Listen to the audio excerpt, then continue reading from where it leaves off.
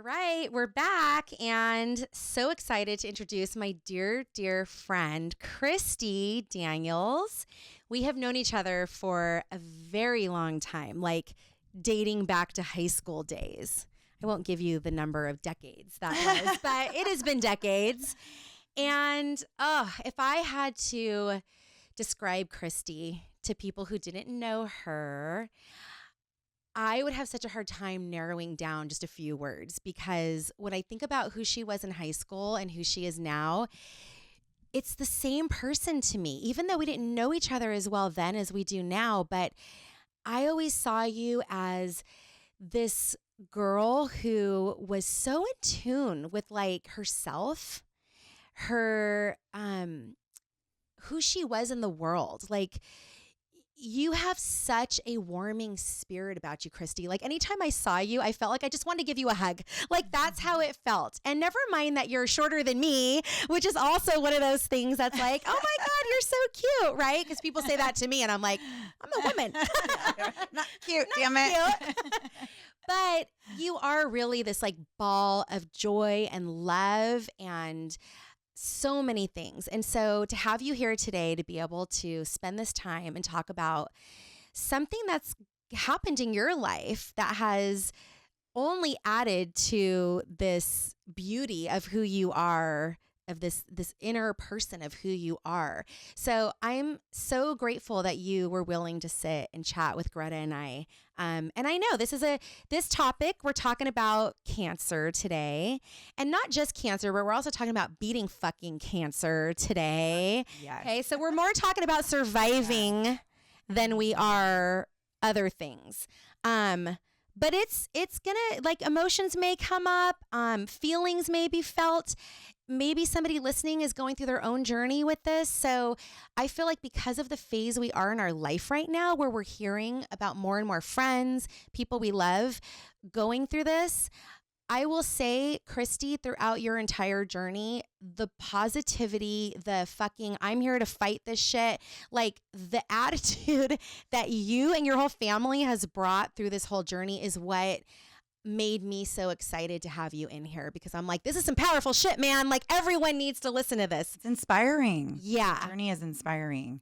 And, you know, breast cancer specifically touches so many families, not just the women that are diagnosed, but it's a family that's affected. And I just read from the Cancer Society said that it was only second to skin cancer as the leading cancer for women. Yeah.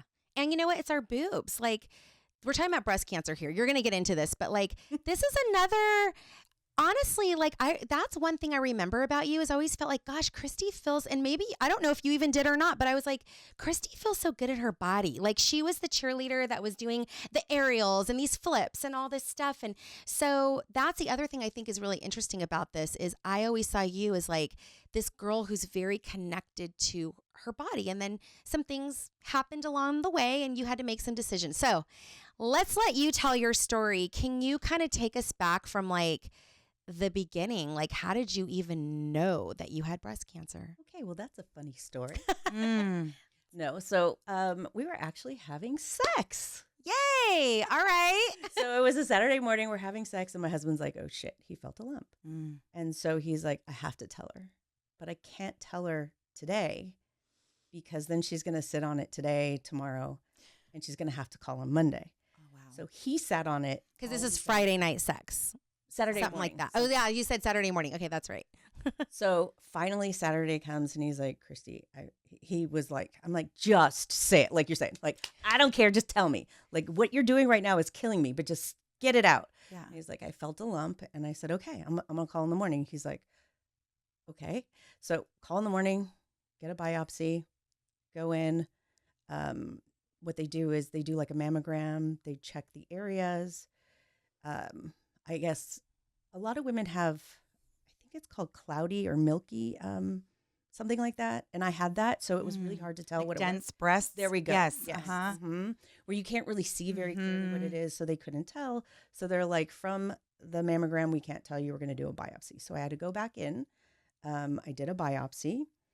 I think that very night, me and Sierra went to go see Katy Perry because I was like, I'm not going to let any of this stuff stop me. It was just like Who's Sierra? Is that my daughter? your daughter? Okay. Sorry, yeah. Uh-huh. So I went in. They took a needle. They numbed me. It was very non-intrusive. They just put a needle in. They sucked out the material, and then I had to wait for a while. I didn't tell the kids anything. They didn't know anything. About 5-something days later, it's a Friday. Me and my son Slater, we're in the car with my daughter. I'm waiting in the car because my husband's a second grade teacher and they're all at elementary school with him. I'm picking them up and we're about to go to a Giants game. I get the call as I'm sitting in the car that it's cancerous. And Bill's like, do you want to go to the game? And I was like, fuck yeah, I want to go to the game. Are you fucking kidding me? See, that's I want to go home and sit and think about this shit. We are fucking going to the game right now. There is just like we went to the Katy Perry, nothing is stopping me. There's no way I'm not going to do what I would normally do otherwise. So we went to the game, and then at the game, we had like a lunch with the kids, and we kind of told them. Real quick, Christie. Okay, so couple questions. How old were you when that happened? I was, I want to say I was 38. Okay. 38 or 39. And so then you hadn't, or had you had a mammogram before ever?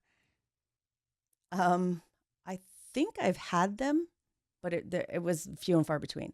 So I did have one before, but it wasn't like, so what they say is your mammograms start triggering every year once you get 40. So when I had this cancer and then I had to go in for another mammogram to get it checked, they're like, we don't want to see you because you're not 40. And I was like, which is such bullshit. Like, such bullshit. I'm not just getting a mammogram to get a mammogram. I'm supposed to be doing that. Oh, we see it now. Are you going to make me say this? Like I have to stand here and say this out loud to you? But so like it wasn't because it was before when the actual time that you start getting pre-screened on a normal basis. Yeah, that needs to change. That insurance companies need to revise that. And the other thing is like if you have a history of cancer, it would have been earlier. Like, but I didn't have a history of cancer in my family at all. I mean, yeah, I guess my grandma did have breast cancer a little bit, but it was like when it first came out and she just had a mastectomy right away to like, and back then she probably didn't need to. They just did it to precaution. Yeah, that's all they knew. The treatment, like let's just remove the breast and move on. But I don't know how it was or what it was, how intense it was. So so you're at the Giants game. You tell the kids. It was fine. Like pretty much whenever we told the kids, because I mean, just to say it, I am a 3-time breast cancer survivor. You can get tissue if you need it. You can stop and take a breath if you need it. But that's 3-time survivor. That's huge. That's powerful. 3-time survivor. Survivor's the key word there. So when we sat down with the kids, we pretty much just told them nothing's going to change. Everything's going to be the same. We're going to be positive and we're going to be fine. And that's what we told them. We'll let you know anytime you need to know something. But they did have to grow up fast because of it. So it was, at this point, you're going to be doing your own laundry, and we'll show you how and whatever. And they did. They literally know how to do their laundry to this day because I had breast cancer. I probably still would have did it for them. But, they had to kind of grow up a little bit, which I don't think is a bad thing. I think it was actually a very good thing because I like my kids to be independent. So, teaching them how to do that was something I think was a good thing in their life. But your world changed, your everyday routines. So I think the weirdest thing about cancer, when you're first told you have it, it's like you think you have a cold. And eventually it's going to go away. And I think the hardest thing for me to, excuse me, really understand is that I will always have cancer and I will always have had cancer and I will always have to treat my life as if it could come back. It may come, there's no way. It's from here on out, you are dealing with your life with you having cancer. So to this day, it's me taking a pill every night, right? It's me dealing with osteoporosis. It's me going through menopause and dealing with, brittle bones and the things that you don't really do until you actually get older. I'm actually seeing that at a younger age. Is that from the chemo or radiation? So, because my cancer is a hormone positive cancer, they put me through menopause. So, they started by giving me just a pill. So, on a cellular level, it was trying to trick my cells into thinking that I had no hormones. So, the way I like to think of it, and I'm not a cancer guru at all, but I think of it as hormones is my cancer's candy. It's its food. It's what helps it reproduce. And so what they try to do is take as many hormones out of your body as they can. So you're not feeding it. There's nothing. So it just kind of, if it's there, it has nothing to reproduce. It just kind of dies or fizzles or doesn't get activated, I guess. Makes sense. So they gave me, I don't even remember what the pill is. It was some pill on a hormone level. And then 2 years later, I got it again. And so the first time I got it, it was like right here. And literally like what Michelle is saying, like when I had cancer, I would go around to like all my female friends and say, feel my boob, feel my boob, feel my boob, just so that they kind of had an idea of what it felt like, what it was. I'm like, this is cancerous. Just test yourself, touch yourself. Yeah. Like you need to check. Yeah. And so this is what it could feel like. It could not feel like this, but just to make them more aware that they should be more familiarized with their body and check themselves more and what it could feel like. It is very common that your partner finds it too.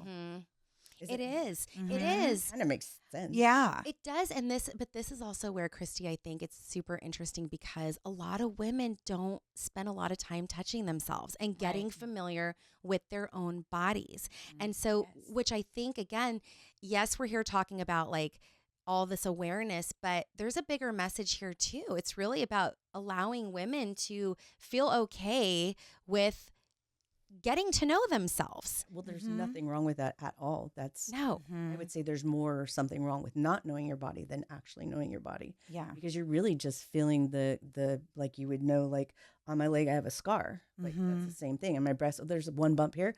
Okay, let me just make sure it doesn't grow. Or I have nothing. Now I have something. Okay, it's time to talk to the doctor. Yeah. We have to be our biggest advocate. Absolutely. And you can do that by knowing your body. And I've had cancer 3 times. I found 2 out of the 3, I believe. So the next one we were at Disneyland and I came home and I was sore and I was just kind of feeling my muscle. And if I had my arm like this, I didn't feel anything. But when I dropped it, I could feel something inside. Deeper. And so then I went in and I was like, hell no, I'm going to go in. This cancer actually got put on a national board or a California board of tumors because they had never heard of a breast cancer living inside of muscle tissue.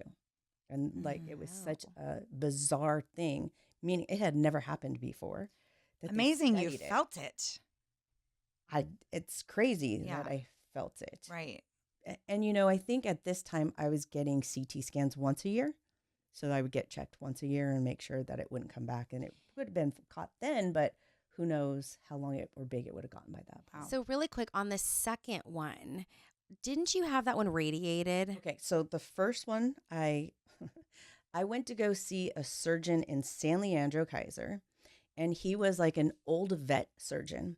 And he told me he was going to cut off a third of my breast, that I have a scar from here going in, and that he wanted to make sure he got it all. And I was just looking at him like, what the fuck are you talking about? Like, I'm literally, what? Not even 40. Yeah. Not even 40. And you can make me look like a fucking Frankenbrat. Like, right. No, you're not. Mutilate Like, I your am not body. vain, but fuck you. Like, Right. I am So not. every I'm not time agreeing I to this. Look in the mirror.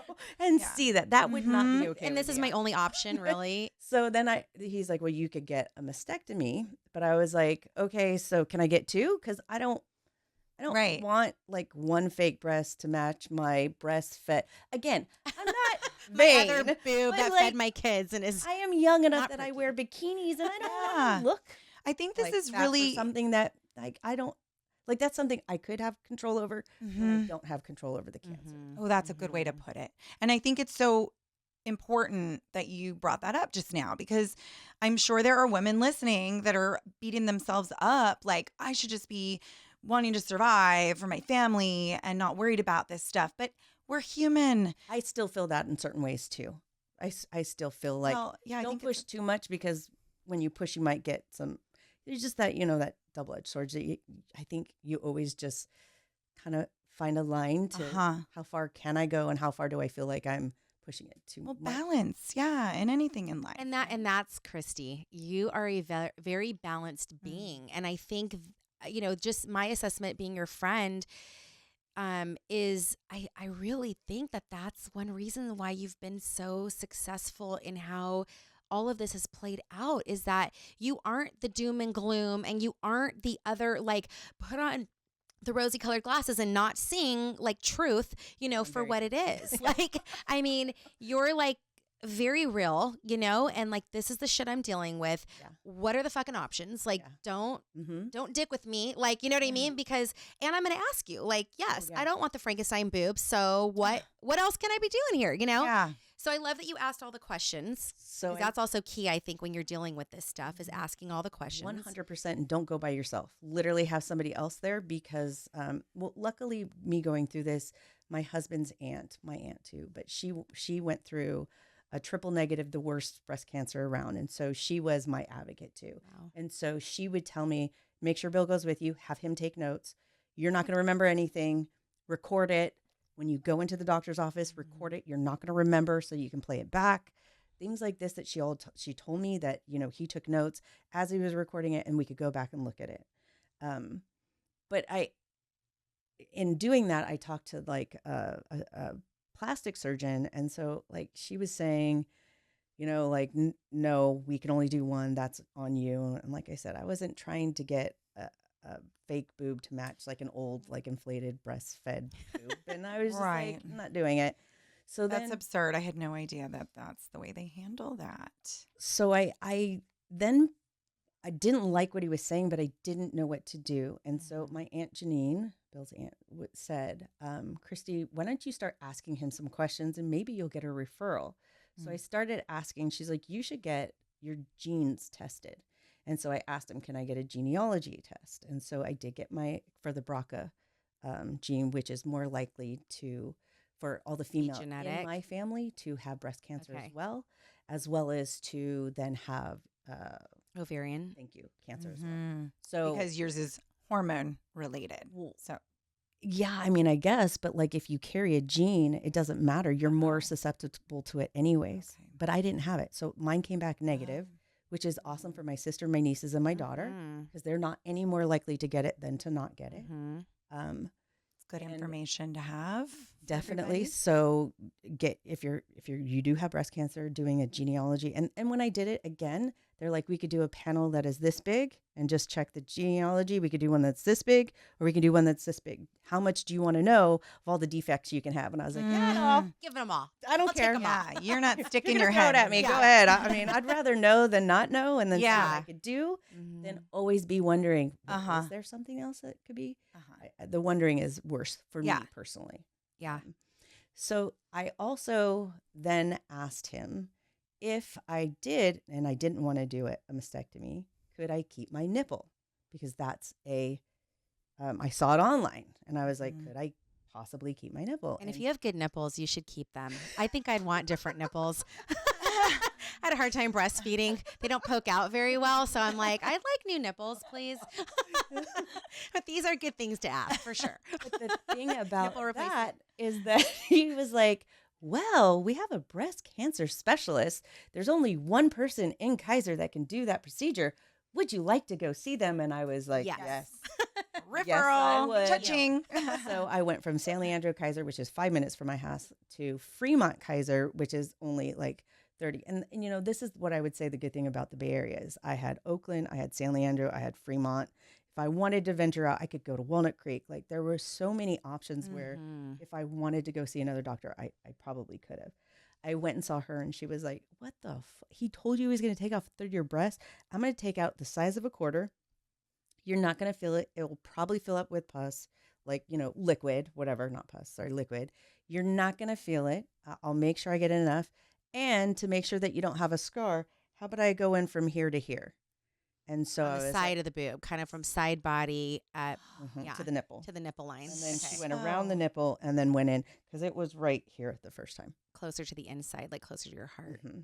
And Good, you asked questions. so I was like, okay, yeah, I'll do that. But then that was also with radiology. So then I went in and I did radiation. I think we decided I did it for 4 days a week for 5 weeks. So I would go to Oakland for radiation.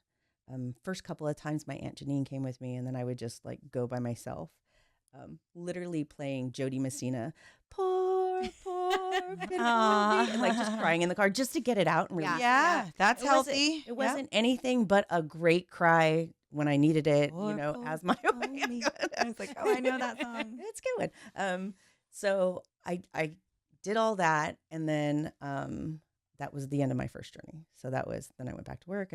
Everything was normal. How instinctual that you knew to get it out and have those cries and nurture yourself in that way. That's what I love about her. I feel like Mhm. Christie has always had this intuitive nature about yourself that you've connected with. We're all intuitive, but you, I feel like, just you roll with it. You don't. It's funny because I don't have an awareness of that. Like you say that out loud, I'm Mm. like, yeah, but I'm not aware that I do that. I just kind of, But you act on it. I do.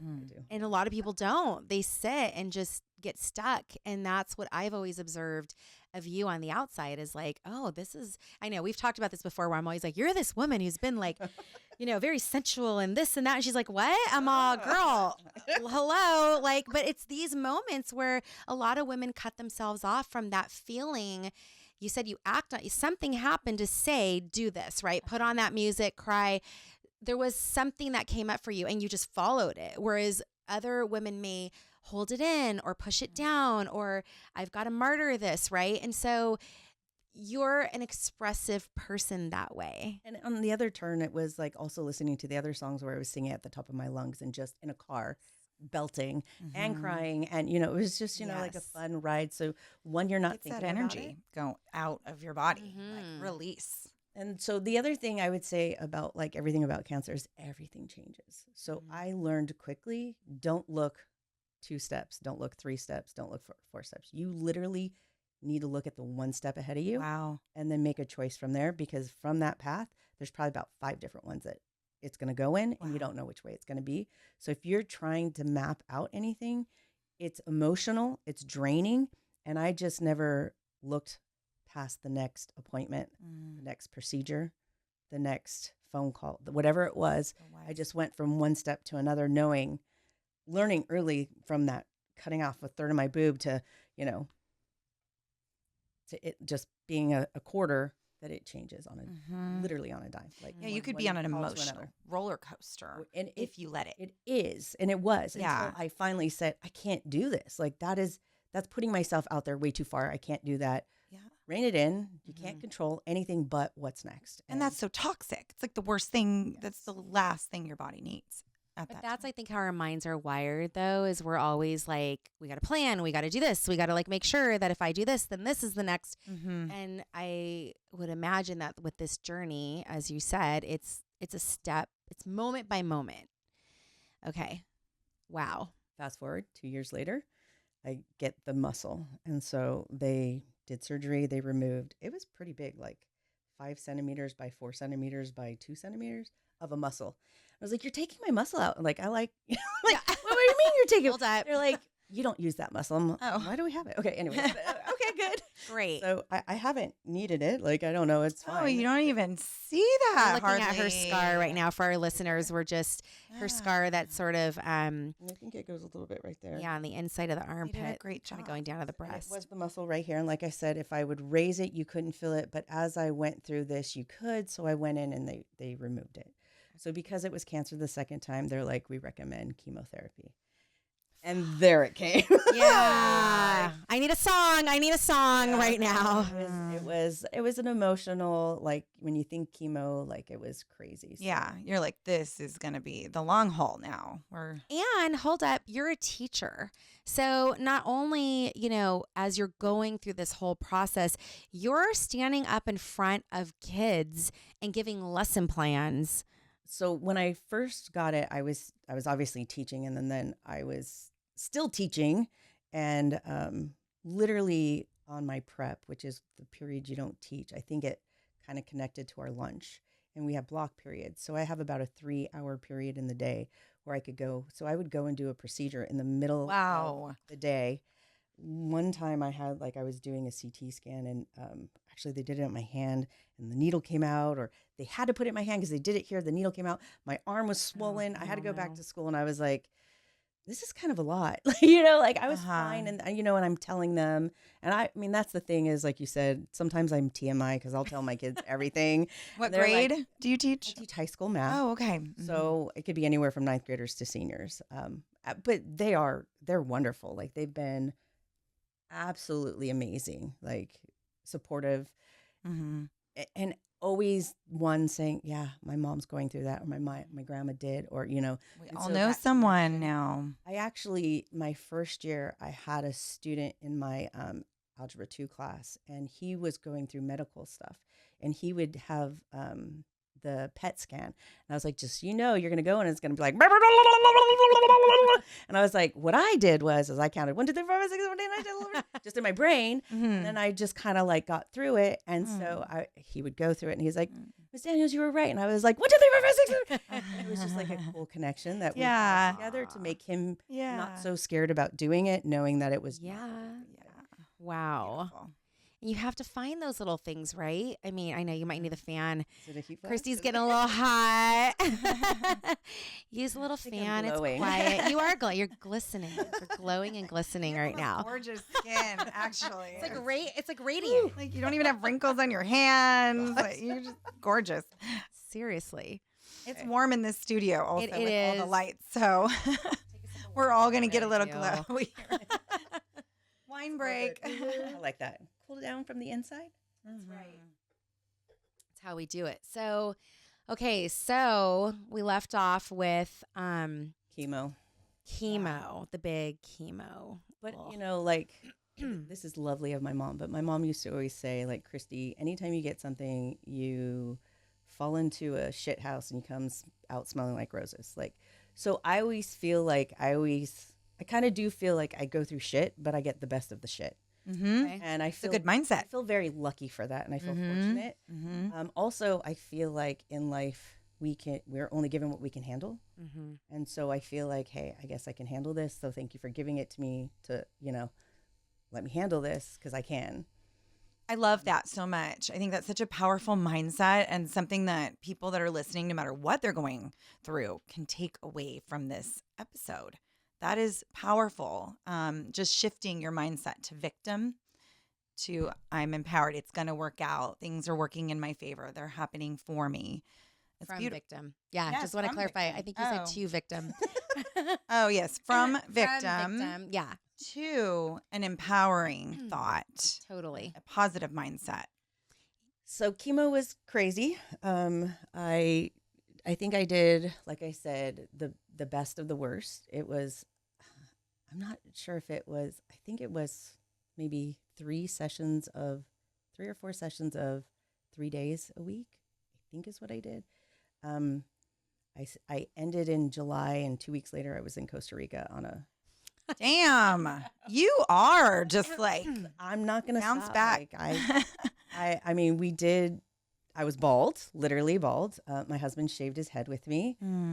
You have a very supportive, epic partner. I was reading through some Facebook posts to get. It's always crazy to see it pop up. But yes, that what I would say is 100%. Okay, 99% what also got me through. Yeah. But so he shaved his head with me. I told my students, one of my students gave me blue and purple dye, and I dyed my hair like or green and purple because I would never do it any other way. I literally had my kids shave my hair, my husband shave my hair, me shave my hair before it fell out because and then I was in Costa Rica like bald, like whatever. And I used to wear stuff over my head, not for me because I didn't give 2 shits. It was more for other people so that they didn't feel a certain way. And once I got to Costa Rica, I was like, fuck this. It's so hot. I was like, fuck this. Going full on naked. Look at me. Like, I don't care. Please realize this is a little bit why I'm not like my normal, but they also said my Aunt Janine did the same thing. She went to Hawaii. Think about going to like that humidity and you're just sweating all of those toxins out. Oh, Like I was literally sweating all the toxins. Yeah, I like it. So hot. Um, it was a great end Get to it out. Yeah. but I was so lethargic. I couldn't move. We literally were getting our roof redone, and there was like 4 layers of roof. So I was laying in bed, chemo, and I was like kind of like, like, and I could hear him go, "Shadunk, Oh my shadunk," God. and just scraping. I was like, this is Oh, that fucking sounds horrible. awful. Oh no. Finally, my cousin, he's really big in the weed industry. He got me some Rick Simpson oil, which is a cancer fighting marijuana. I call it tar because it literally looks like black tar. Wow.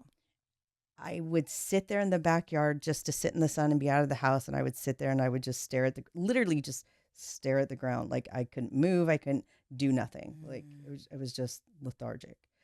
I'd take this Rick Simpson oil. I was like, oh, let me do the laundry. I'm gonna clean. And then I would have to rest, but it made it like flipped it so I felt normal. And Wow. once I started doing that, I was like, oh, this is everybody should have access to this. Yeah. Who's going through chemo Yeah. because it made me feel normal. So where do you get it? Like if somebody wanted some of that, do you even know? I don't know. We could find out. I We think could we throw it should. in some show notes for people. Mhm. Okay, later. Really Well, I don't. feel like it's also accessible now. Thank It goodness. should be. right? Yes. I mean, it really just balanced me and made me feel like normal again.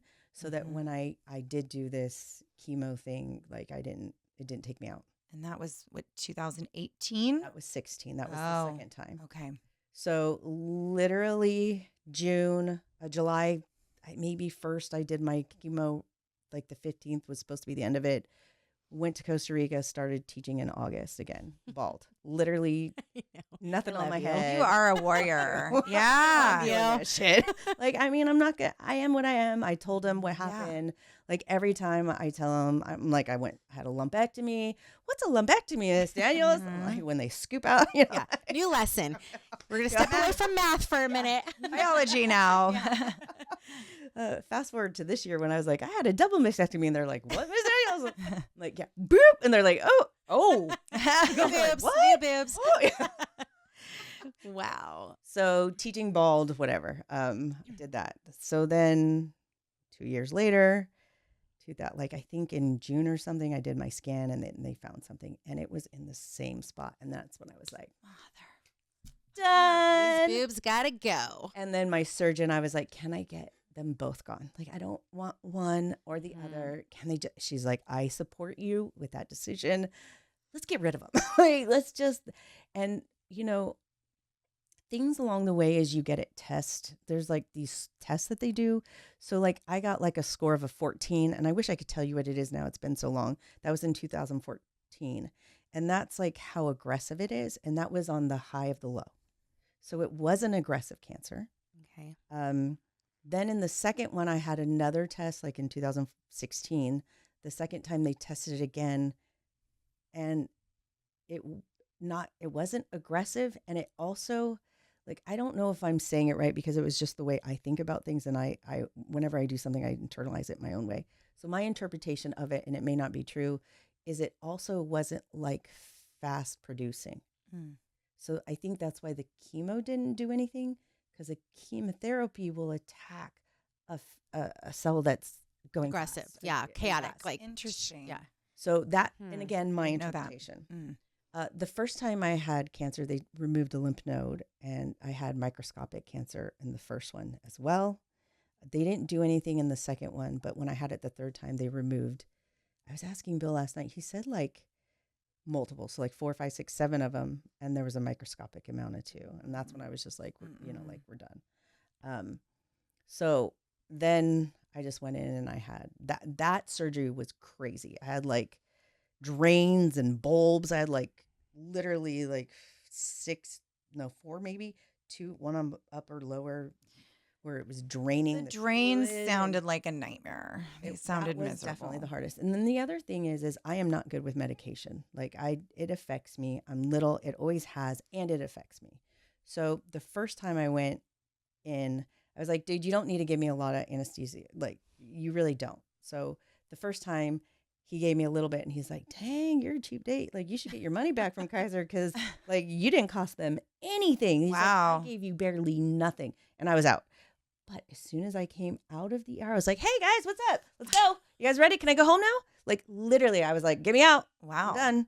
And they're like, well, we have to make sure you can eat. And we have to make sure you don't eat. Yeah. I was like, oh, okay. You gotta stay longer.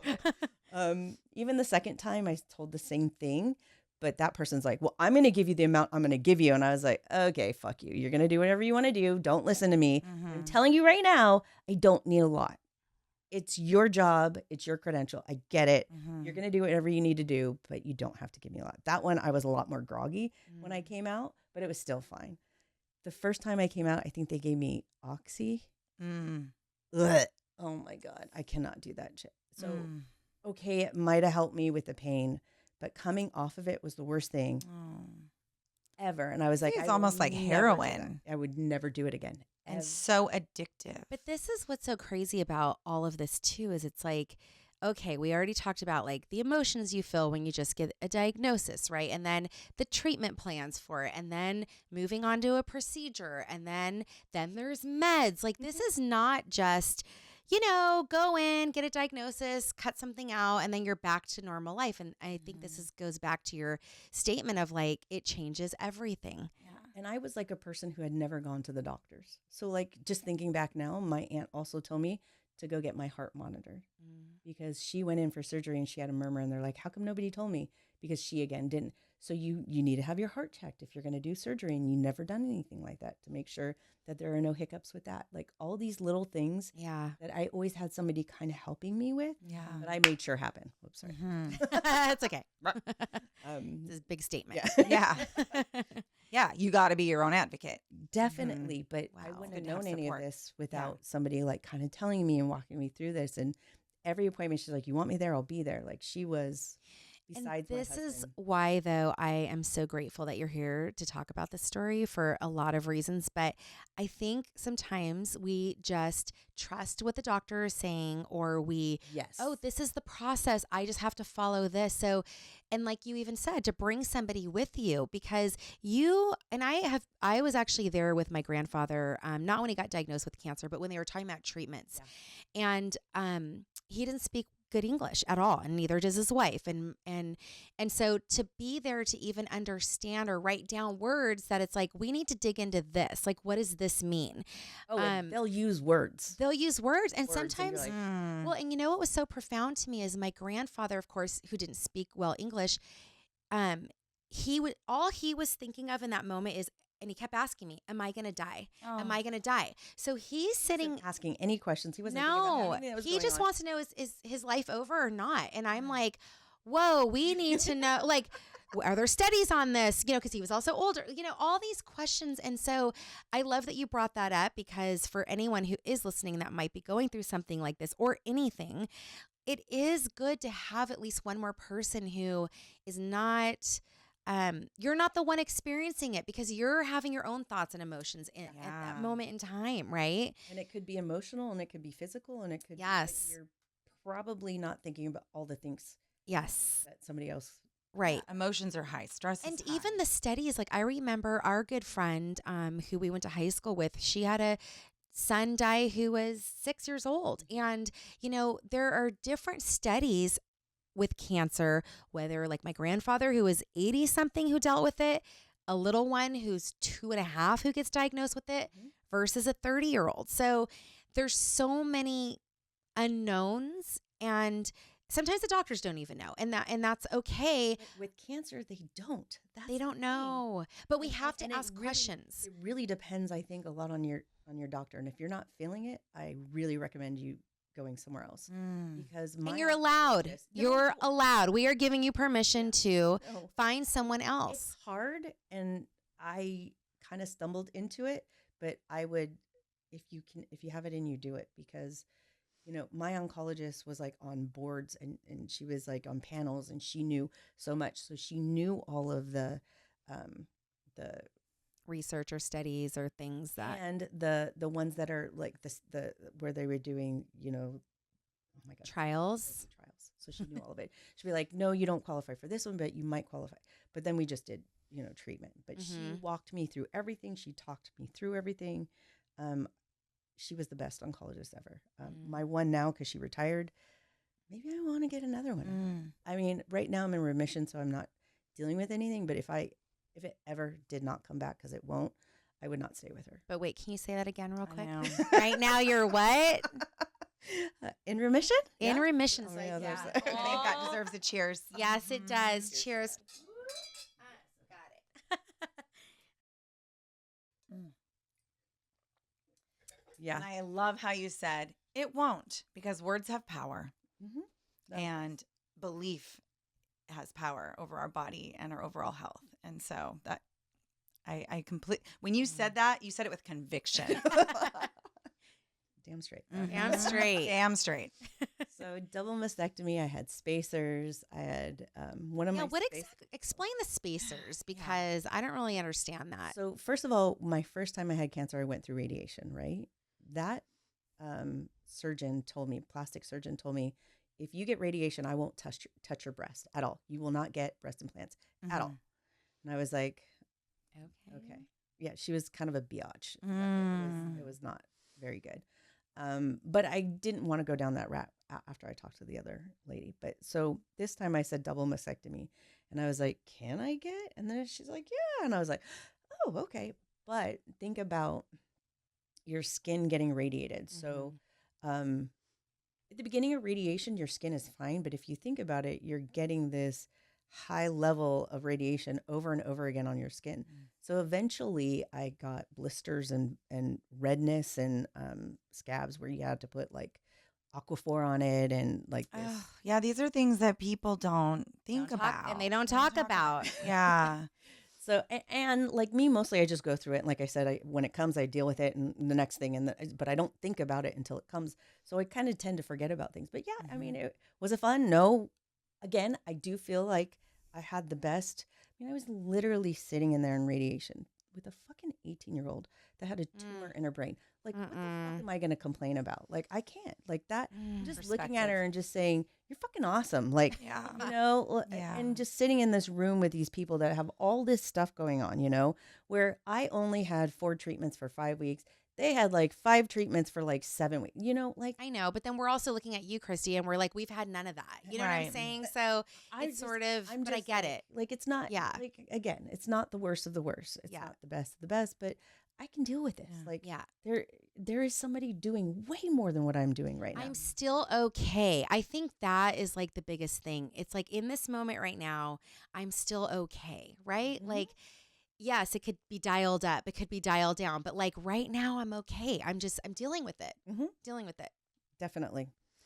So well, I don't know. What was I saying? You were saying the skin, how it is affected. Because the spacers. We were getting to the spacer so talk. The radiation literally, it ruins your muscles. Like, it's like deteriorating the muscle. Like, it's making it almost like melted into like not.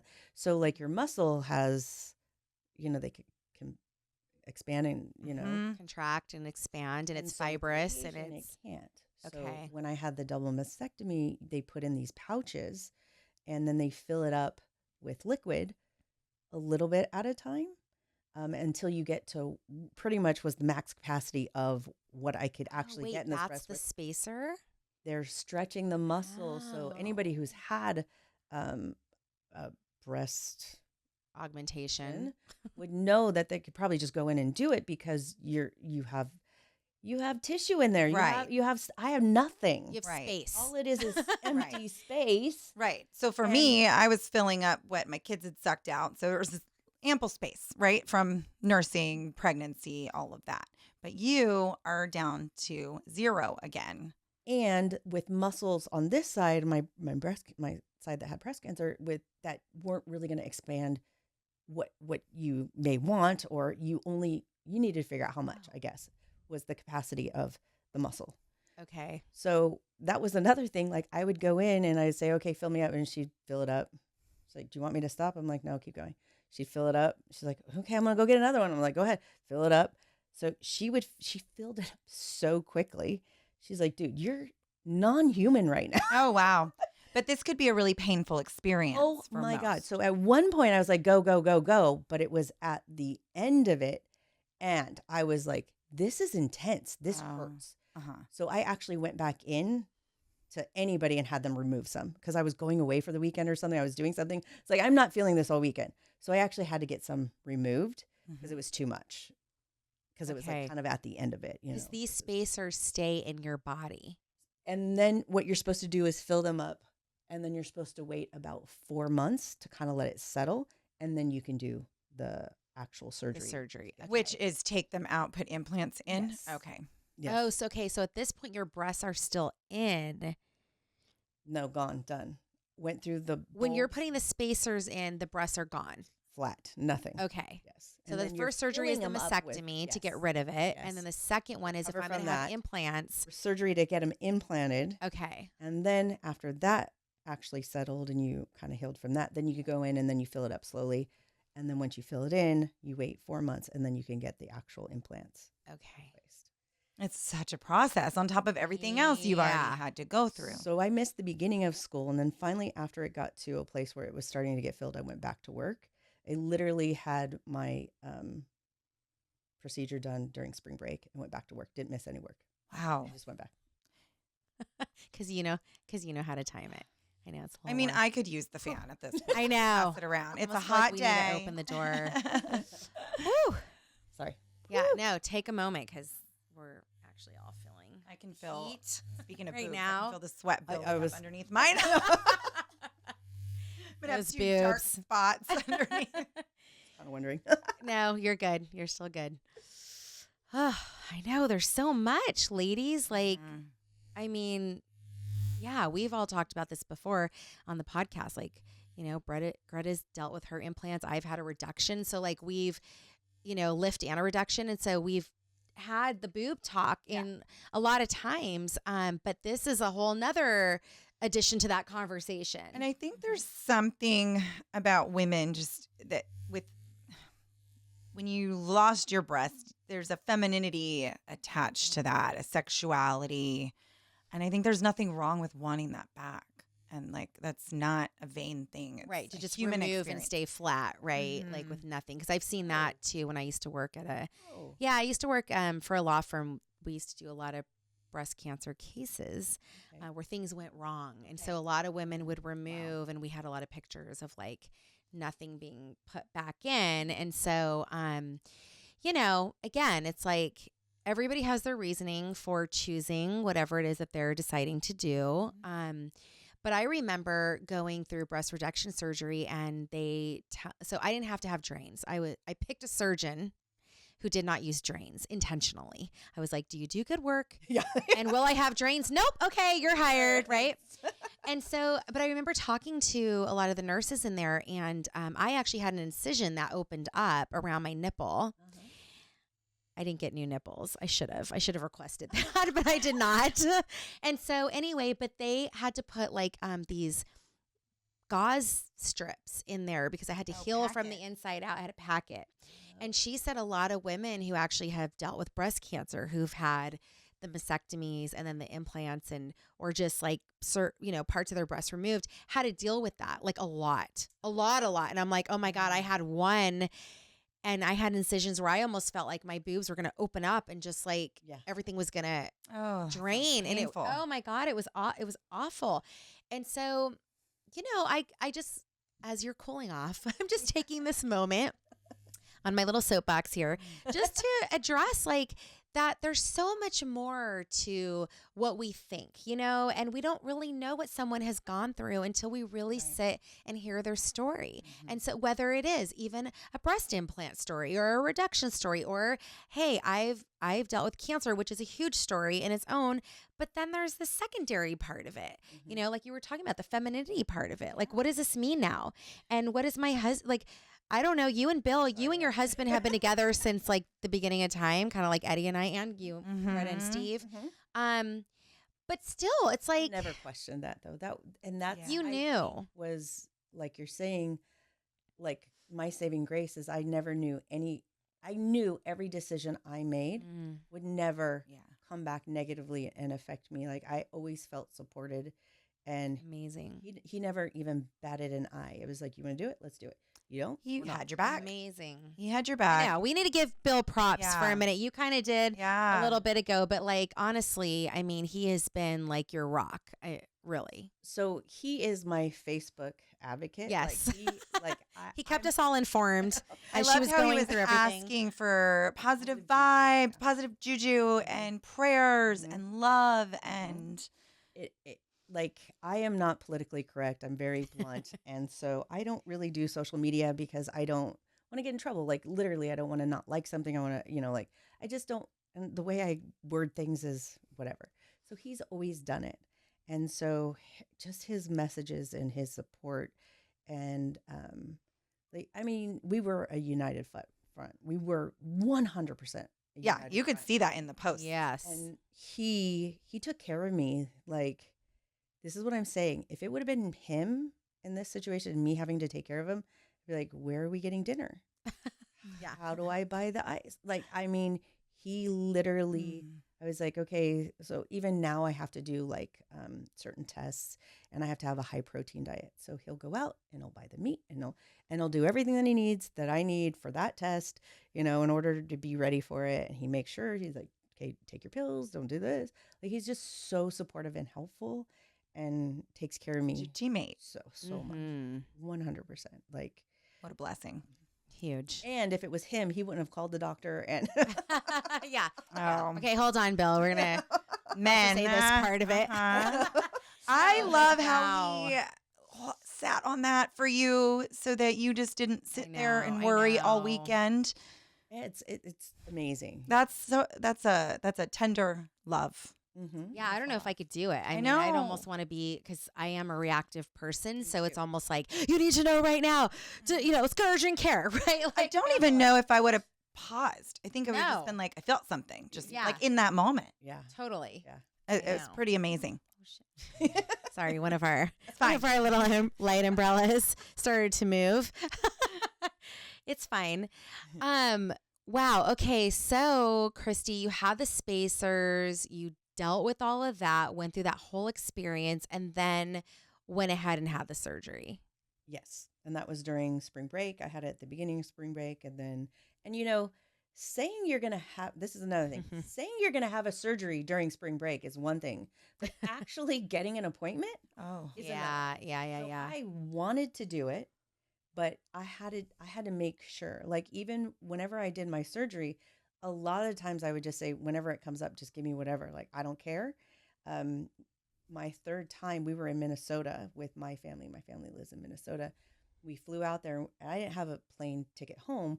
We were supposed to drive home with my parents in a motorhome and go to like Yosemite and I can't think of it. But I love it. You're always Some on places. the go. She is. Yeah. She's always on the move. caravanning home, going to Yeah. national forests and Wyoming. and I got the call that says, your surgery is going to be on Monday. I was like, okay, I'm getting a flight and I'm coming home and I'm going to my Wow. surgery. And I went home and had surgery instead.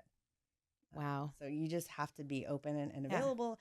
And like I said, it happened so fast. Yeah. You just got to do it. Uh-huh. Mhm. Just got to So- action oriented do it. It's hard to work and do it, but I did it as much as I could. I hated being out for the kids. It's horrible, but they 100% understood every single time.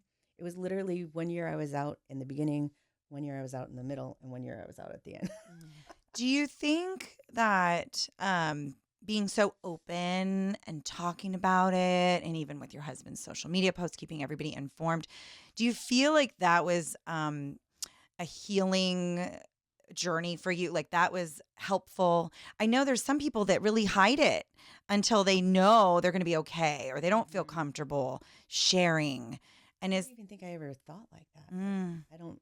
you were maybe just it's like, this is what's my- happening. It's your personality to share. Yeah, 100%. Like if I could help somebody, Yeah. that's the teacher in me. I'm gonna help. Like, And also, how can I help you, even though it's my journey? Like it doesn't even. I didn't even think about any I of that. think when you put it out there too, even though it can feel vulnerable for some people, you might get information that helps you as well from Yeah. people that have Definite gone through it. resources Yes. or referrals of sort. I Yeah. mean, even with my friend who has, when they were discovering that their daughter was on the spectrum with autism, Mhm. she was really open about talking about it.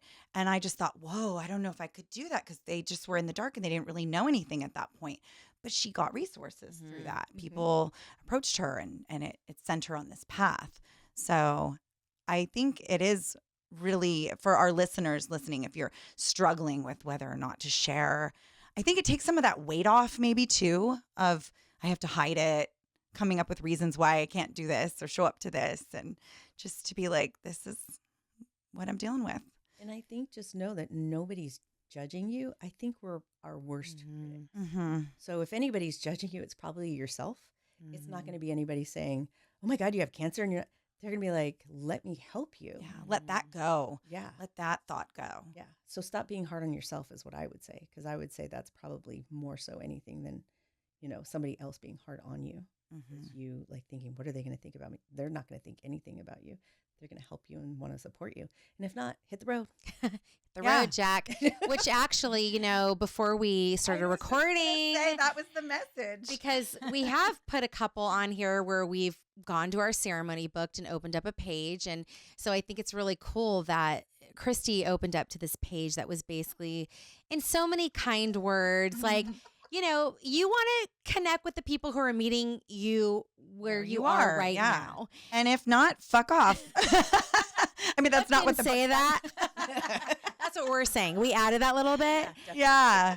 But really, I mean, because it is in these times, especially where I would imagine at some points it feels very lonely. It feels very isolating. Yeah. It's like people don't understand what I'm going through. And if we don't express it, then nobody really does know. That's the other thing. I know, being a helper kind of person, like when I don't know what's going on with my friends, it makes me almost feel like I'm a bad friend because I'm not understanding what's happening. But then I do have friends that keep things very, to themselves. And then it's like, well, then how am I supposed to know? Like, if you needed that help, if you needed that support, I right? will say, and the reason I had even asked that question was because I am one that likes to go through my struggle and alone, and then I'll like figure it out, and then I want to share and help everybody after. Like, oh, okay, I went through this. I'm really open about what I've been through, but when I'm in it, it's hard for me to, because I feel like I'm in the woods, the thick of it, and I don't really have answers. So there's this vulnerability of not knowing and still sharing. Mm-hmm. Yeah. But there's also that added support of my family that I always felt like it didn't matter what anybody else said or did. I always knew that they'd be there for me and support me. And you didn't have to have the answers. And I knew I wasn't. And I mean, I'm going to tell you one more story with my journey, but like going throughout this whole thing, I just knew that my family was there for me, and I learned that there is no answer, and that, like I said, I'll be dealing with this for the rest of my life. But I think one of the hardest things that happened to me is I went in for a scan and I had lymph nodes in my esophagus, like down here, that were inflamed, and I had to go get them biopsied. The hardest thing was getting the results, because it was not cancerous. It was the first time it was not cancerous, and I actually didn't know what to do. I was like, okay, here we go again, and then it came back. It's nothing. It's just like inflamed, and I was like, oh, what? Like, I didn't even know how to react to it, because it was the first time I had gotten a negative result from a biopsy or something that I had gone through. And I was sure that I'd have to go down this path again. But again, having this great oncologist, she's like, Christy, if, and she kept saying if, because it's not, but if this goes this way, there's things we can do. You don't worry. I have you. Like, she also had my back too. And I knew from that I, the support of my family, my oncologist, how knowledgeable she was. And she was like already mapping possible things, knowing that but she kept telling me this if, and I was like, if, yeah, like, there is no, like, at that point I was like, it is. So now I'm thinking, how do I deal with this? How do I go through this? It's like anybody who's ever had a second child or third or fourth. Once you have the second one, you're like, oh shit, am I gonna be able to get through this? Because I know what I've gone through.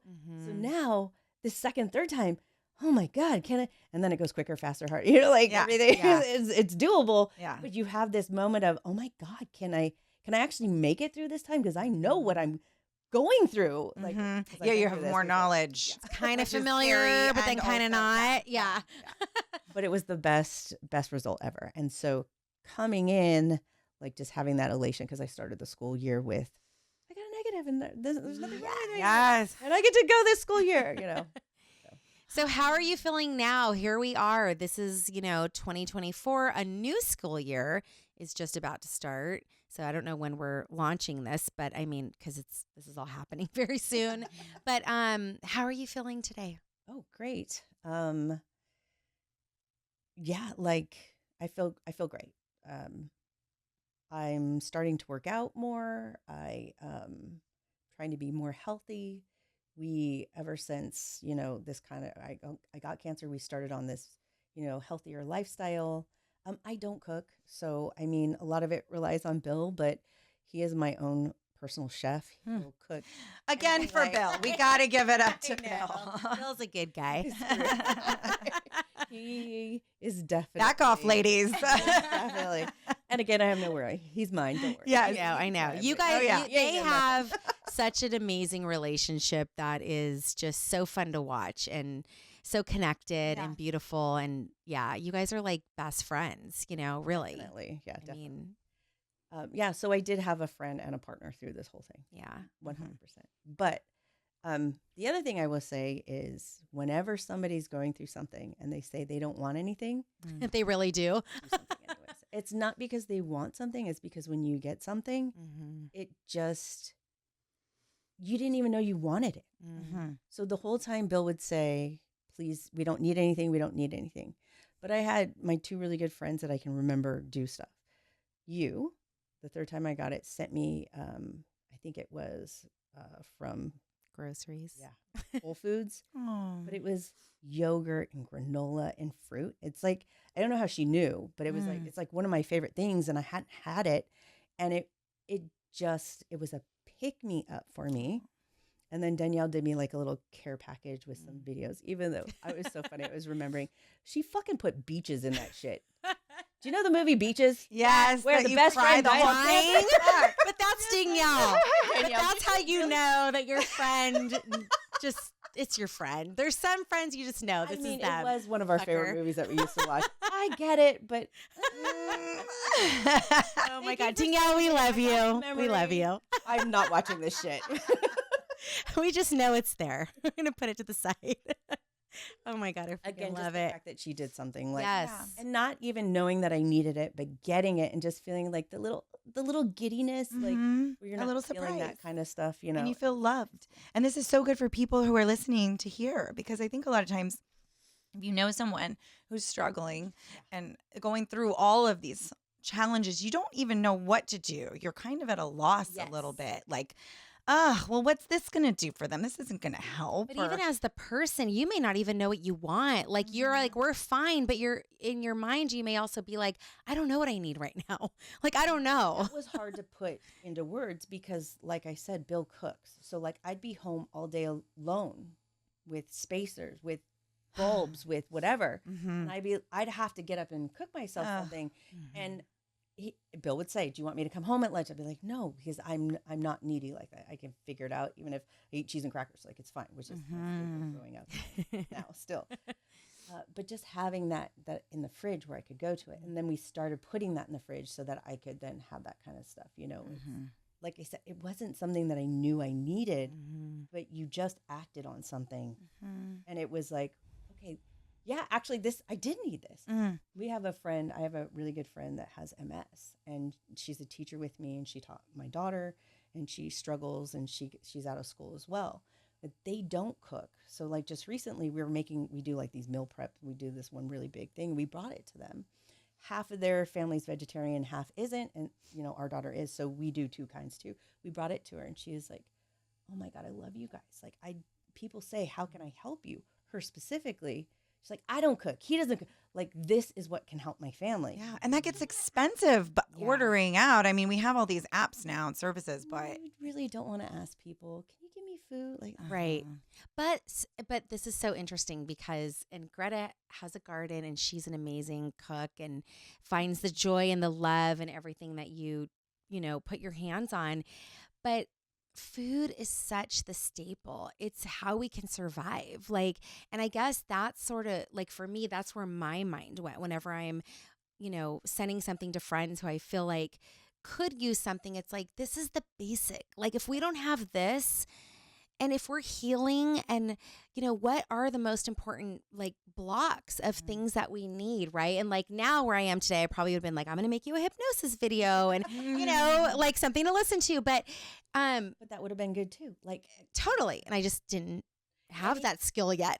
anything from the heart that you give Yes, is what someone would want. I That can provide agree. comfort. Mhm. And I think of what you might want because they can't tell you sometimes. It's just I just think any you're kindness, asking, thought of just do kindness, it. just Yeah, do just do it. yes, oh, that's a good point. right there. Don't That's ask. what it is. Just do it. Okay. If the Yes, question even that's a comes good- in your that's my mind, message. just act on it. Because If you're everybody thinking, says I nothing. should do Yeah. something for them, then just do it. And Yeah. it Just do it. doesn't have to be anything. It just has to be something. Yeah. Mhm. It's not the thing. It's that you did it. Oh, Yeah. and The it. feeling you get when you get it. Mhm. And it really, like you said, you don't even know you need it. And then it's helpful. And it's like, oh my God, like they read my mind. And yeah. Yeah.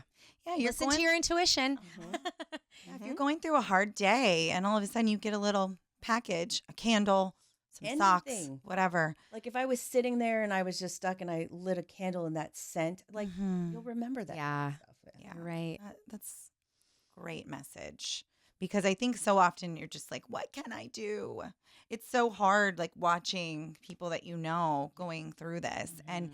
And I do think in the beginning when you first hear of a diagnosis, you're like, oh, they're going to kick ass. They're going to beat it. And I also think it has to get really annoying when everybody's saying like, you're a warrior, you're a badass, and you're going through it and you're dealing with the day to day. I mean, I think to a certain extent, especially when you're really down and you're really going through something hard and awful, it's like you don't feel like a badass maybe in that moment.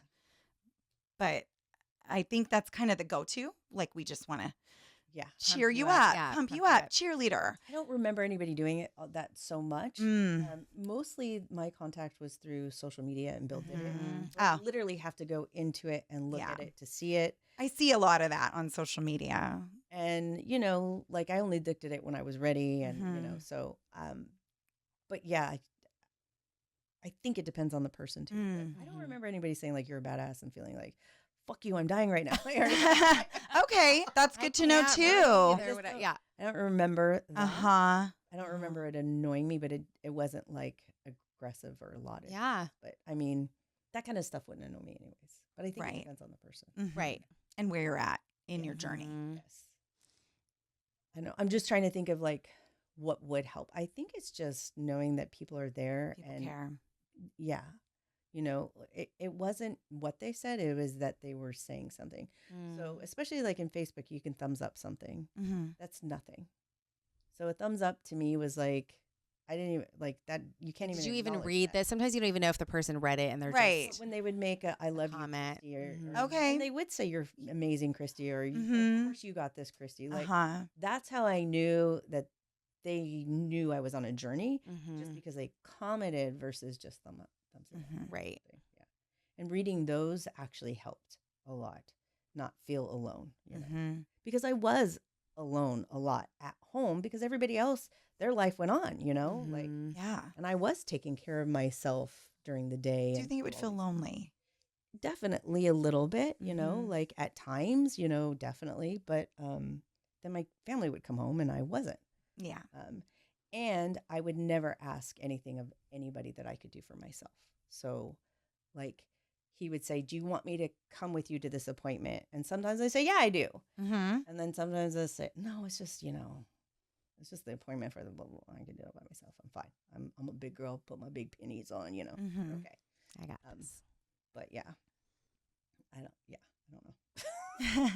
No, it's an interesting part of a conversation because, I do think there are a lot of people who just go through things very differently, right? There are people who want someone there all the time. And then there's some people who are like, I'm good. I need some time. But then it is nice when I have my visitor or my family's there, so it's hard to know. But I do think going back to what you said, I think if anything is on someone's heart, you just have to go with that instinct. You can't, don't ignore that part of it, because whether it's a gift you're sending or a message that you're sending, like anytime you have that desire, I think a lot of times we just hold back because we don't know how it's going to be received. And it's like, you know what? It doesn't matter. Mm-hmm. Like, even it's if not. they took my food and threw it in the garbage, they knew that I cared enough to bring it. Right. And even if they just ate one thing out of the entire thing, then I helped them a little bit. Totally. So I think the big message is just show up in any way that you can. Mm-hmm. Any way that you can. Yeah. Even if it's just don't like overthink it. I mean, I'm a big create your own card type of person. So create your own card, send a card. Like I love that kind of. Oh, I love that. Create your own card. Yeah. I feel like no one does that anymore. My poor kids. Like it's somebody's birthday. Go make them a card. We're making this one. We're not buying anything. Cards are like $8 freaking now. It's a present. It is the gift. Here's your gift. It's a lovely card that I bought from Target.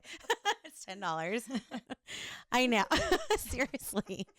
Oh my God, Christie, this is so awesome. You are so awesome. You are a badass. We're gonna We're saying all the things right now. 3-time cancer survivor. I know. Badass. Shit. It's insane. It really is insane. It's insane. To say that. Yeah.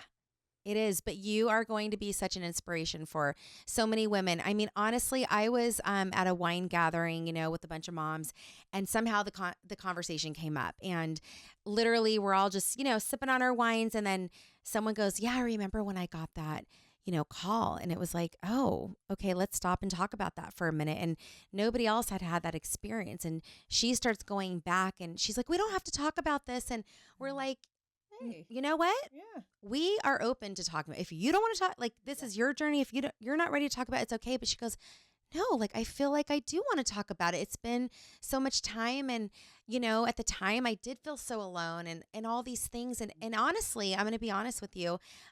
It was that conversation that actually made me think about having you on the podcast. I'm like, you know what?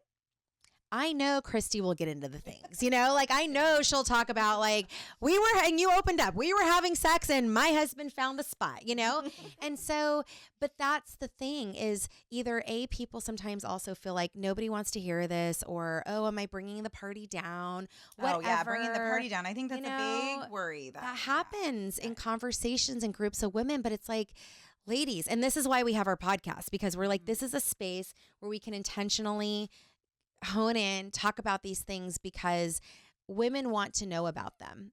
They just do. And so if this inspires maybe one person who's been putting a mammo off to like go and get that done, right? Me, I'm past due just by a couple months. I'm on your ass. I'm on your ass now. Freaking hurts when you have implants to do it. So I'm like, okay, maybe I'll just do the ultrasound. I don't know. I got to look into that a little bit, but it was not pleasant. No, it's not. But it's important to know what is going on with your body. Yeah. I think that's the big message. Like, yeah, it might fucking suck getting a mammogram done, but you got to do it. You got to do it. Or ultrasound. Do your own, self. Get in touch with your titties, ladies. Yes. Touch your titties. Touch your titties. Mm-hmm. That actually might be the title of this. TYT. Touch. Yes. Oh, I like that. I like that. TYT. Do it. Oh my God. Thank you so much, Christie, for coming. We appreciate you sharing your journey with all of our listeners and with us. I feel like I've learned so much more. I mean, I would say most of us know somebody going through this. And so whether you're there to support, helping someone through it, or you're just starting this journey on your own, I hope that you listen to this podcast. I know that the information that you shared is valuable and helpful. So thank you so much. Thank you guys. Love you, girl.